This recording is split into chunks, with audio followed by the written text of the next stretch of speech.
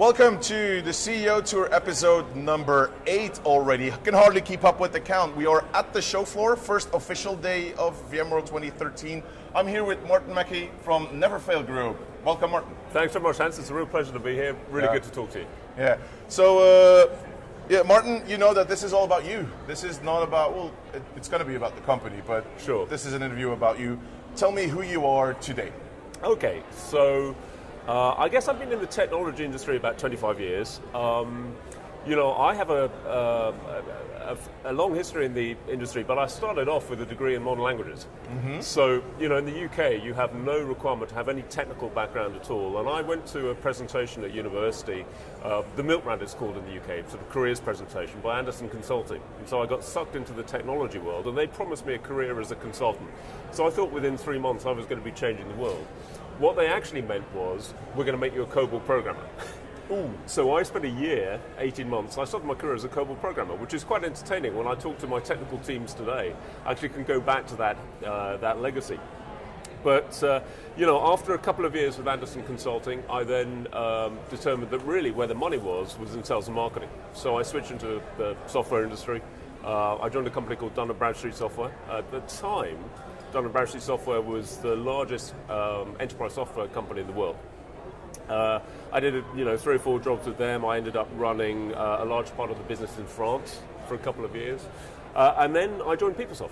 So that was sort of 8 years at PeopleSoft, a fantastic time, massive growth. I then switched to becoming a VC, and then did 2 or 3 sort of large enterprise software jobs before running Neverfail. I've been CEO of Neverfail for the last 10 months. 10 months, yes. Well, we actually already went quite well through your history. What do you do today when you're not a CEO? Who are you then? So, right, understood. I think it's really important because we tend to be all consumed by work. So I think it's really important to have a couple of things that you do that just completely distract you. So what I try to do, first of all, is keep fit. But secondly, my real passion is playing the guitar. So I'm a guitarist. Well, absolutely. How do you keep fit? That was the first thing. I run. You run. So I run. Okay. I don't enjoy it. I don't claim to enjoy it, but I think it's really important that you just spend 2 or 3 times a week running 5, 10K, just forcing yourself, because otherwise, with the amount of pressure that we have, if you don't keep yourself in good shape, you're going to be in trouble. Well, I wouldn't like to comment. I mean, it's. I was 49 last week, so you look fitter than I do. 49 last week, and so at that age, you just got to look after yourself. But the real passion is playing the guitar. I love it. I have massive enthusiasm, no talent, but that needn't matter because basically I entertain myself. Do you spend money on your guitars? No, not really. It's not that you want that or that particular model. No, I'm not that talented, not that obsessed. I just have a couple of straight Stratocasters that were not particularly expensive, and I'm there imagining that I'm Eric Clapton, Mark Knopfler. In my mind, that's how I'm playing. I'm certainly singing like Paul McCartney or John Lennon in my mind. But I amuse myself. It's great. It's fantastic. You spend half an hour, 45 minutes every day doing that, completely relaxed. What's the music that gives you goosebumps? Yeah, it's great. I guess, I went to, I was really fortunate. Let me rephrase the question. Yeah. What's the first song that you remember ever heard when you were a kid? What sticks in your mind from something from 30, 40 years ago? Oh, that's a great question. Give me one song. I guess it would have been something like Help by the Beatles. Uh-huh. I guess probably when I was about 8 or 10, I remember my sister playing it and, just starting to get familiar with music. So I'm a huge Beatles fan. Okay, Beatles over Stones? Both. I love them both. Okay. I mean, I saw the Stones in concert last year for the first time. And I said to my girlfriend, we saw the Stones at the CEOTour Arena in London, and I said to my girlfriend as they played Paint It Black, which I've played myself on stage, I said, okay, I've died and gone to heaven. I've seen the Stones play Paint It Black on stage. Life is complete. Okay, anything else is a bonus. Well, the Beatles, you won't see those anymore. Right? No, but I was really lucky, actually, because our US operation is based out of Austin. And about 2 months ago, I was in Austin, and our sales VP, one of his former team members, his wife runs all of ticketing for University of Texas. And McCartney was in town. So he said, would you like tickets? Yeah. So the net result was I saw McCartney live, which was fantastic as well. So Beatles, Stones, a lot of... He's doing some new tours, does he? Yeah, but he's playing all the old stuff. So Okay. he's playing nothing but Beatles, nothing but Wings, and he's just... how old is he? 69, 70? Unbelievable. Okay. And then, you go back to sort of my musical heritage in the 70s, a lot of bands that people outside the UK wouldn't have heard of, but the punk scene, like the Jam, the Clash, the Undertones, and then moving into bands like Madness. This is when I was growing up. Fantastic. Yeah. So I will play a completely eclectic selection. I have on my iPad reams of guitar tabs, and I'll play anything. Okay. Last question about the music. Favorite band right now? Oh, well, you see, this dates me because I wouldn't really go beyond the Stones or the Beatles rather than talking about, a current band, I'm afraid, my children would laugh at me saying, Dad, have you heard of Green Day or something like that? And I'll say, yeah, of course I bloody have. But I guess, again, the last band I saw live other than the McCartney or the Stones were Coldplay. Okay. But again, Coldplay is good team. But Coldplay again is what? Yeah. When did they write Yellow? Yeah. 10 years ago? The one you called earlier, Green Day, is also around for 10, Right, 15 yeah, years. exactly. So I'm afraid, and Killers, etc. Oasis. These are all bands that today the kids would just call me granddad if I mentioned them. But Back to business. yeah, right. Last 12 months, there's a few things that have changed and happened. Actually, you were one of the changes at Neverfailgroup. Tell me what happened. Run me through the change. Why was that necessary? Who called the change? And why you? Why did you pick it? And what did they pick you? Sure. So Neverfail actually has got a really interesting history. This was our 20th year in business. The business itself started off as a true physical disaster recovery business 20 years ago. Literally men in vans shipping networks, PCs, etc. So if your data room flooded 20 years ago, you could call Neverfail and they'd ship in an emergency, set of servers, etc. So literally the business started with men in vans driving around hardware. About 12 years ago, there was a shift driven by one of the investors to move to the software. So the first line of code was laid down, and now we're a pure software company. The business went through a great period of growth for about 5-6 years ago. It was doing extremely well, driven by a couple of industry phenomena, mainly around the deployment of BlackBerry. We had a solution that was extremely powerful for ensuring continuity of the BlackBerry enterprise server. In those days, Exchange had no inherent protection, etc. So the business grew really well, but quite honestly missed a couple of key trends, not least virtualization. We operate in the virtualized world, we're a big partner of VMware, but didn't really take advantage of some of the technologies. There's a lot of OEMing going on at Neverfail, right? Yeah, and VMware is a key partner, and they OEM our technology. Yes. But fundamentally, we missed a trend in the marketplace, and so the business basically has been flat for the last 2 or 3 years.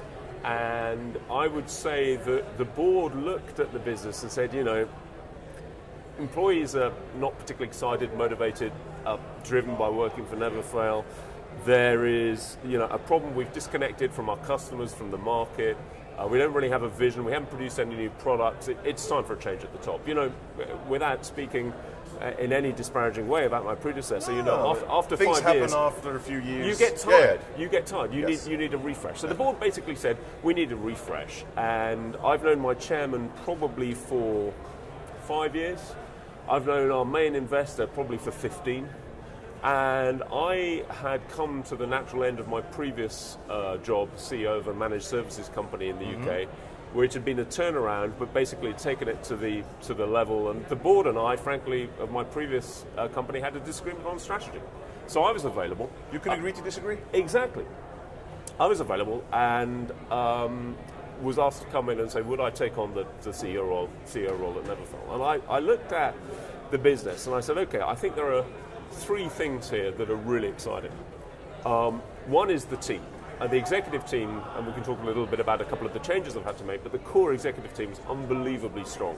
We're a $17 million revenue company with about 100 employees, but I have an executive team that could run a business 100 times larger than that. The second was that we have a very loyal customer base. We have, I guess, something like 1,500, 2,000 customers using the software through the VMware OEM, but we have about 1,000 customers using our software direct. And, Yes. and you know, what those customers say to me is, we use Neverfail to make us sleep easier at night. Yeah. You know, we trust Neverfail to protect our business. But it was necessary also for them to do some changes in the company. Yeah, absolutely. But you know, so that was the second thing, and the third thing, you know, there was actually a really strong vision for the products that needed to be brought to market. Challenge was there were big problems with execution in the business. Okay. You know, and we'd done a bad job of marketing, so we hadn't had a marketing VP for a couple of years. You know, we had really done our best to stay connected to our customers, but really our customers were drifting away. You know, we had very little internal communication, very little external communication. So basically, what we did over the last 10 months or so is we put in place a strategy that said, okay, we need a clear vision to re-inspire the employees and re-inspire customers. And that vision was very simple. It was just about making customers say that they trust Neverfail to protect their business. Very simple. We needed a strategy to execute against that from a product point of view, a marketing point of view. And so we had a clear product roadmap, but we had to execute against that. We needed to rebuild internal confidence in the business, which we did fundamentally through a whole communication program. Yeah. We needed to rebuild external confidence in the business. And we needed to get some proper financial stability back into the business as well. So that's really what we focused on over the last 10 months. A couple of changes. Hired a new marketing VP, who is just sensational. We know David. Ex-VMware employee, formerly ran marketing for Tintri, now our marketing VP, and he does a phenomenal job with a small team, reduced budget. You know, has just Well, he knows the industry, he knows the community. exactly A very good guy. Top, high quality guy. The second challenge that we had was, you know, Neverfail, for a business where we have 100 or so employees, you know, we are geographically dispersed. For historical reasons, we have engineering in Stirling, Scotland, and includes Romania. You know, our biggest sales operation is here in the States, where we have about 80% of our revenues, but we're actually a UK company, so there's a UK HQ. Okay. We're geographically dispersed. One of the challenges there was that the engineering team was completely divorced from the rest of the organization.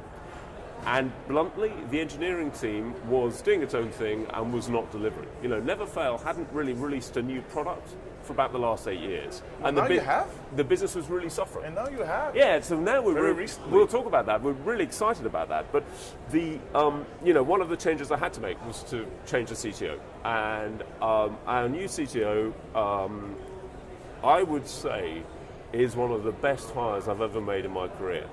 Absolutely sensational. In 4 months, he's completely restructured engineering. You know, unfortunately, some long-serving employees weren't going to be the right fit for the future, so, you know, there are consequences there. But what Kelvin, our CTO, has done is just restructured engineering. Engineering previously was failing to deliver products on time with the requisite quality. Now everything that we have comes out on time, great quality, and Kelvin has driven a culture with engineering of accountability, openness, and also integration with the rest of the organization. So, you know, one of Kelvin's first instincts is to talk to Eric Vaughan, our sales VP, to say, what can engineering do to help you make the quarterly number? Exactly. You know, which is just a completely different cultural approach from what we had previously. So you did quite some changes, which were necessary.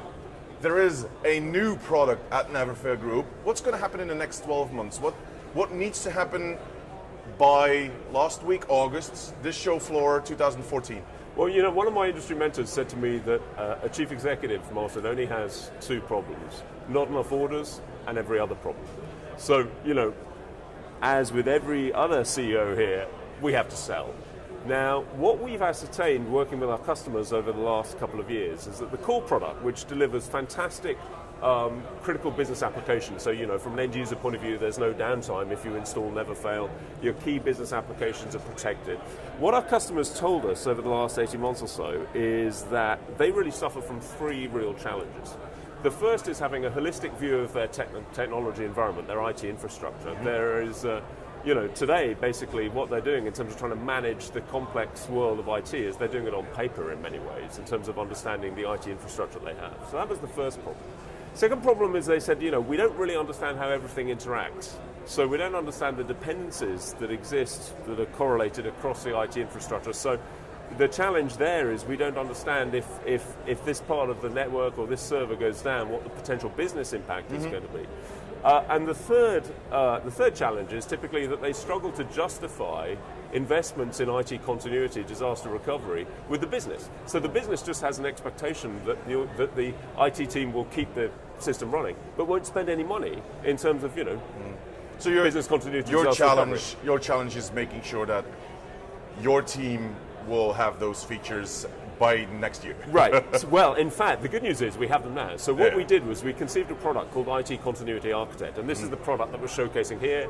We've just launched it. Okay. We're talking to customers. We have it. So we can watch it. You can see it here at VMworld. You can see it in all its How splendor. important is how important is VMware as such, the VMware ecosystem, and not to forget the venue now? Well, I mean, VMware as a partner is absolutely key to us. So, as I've made it very clear when I came on board, our number one customer and partner is VMware. So what's your current revenue in percentages of VMware? How much goes to VMware? Well, I mean, I'd rather not sort of talk in those detailed terms. But the way I would look at it is that, VMware as a business partner, we have an OEM relationship.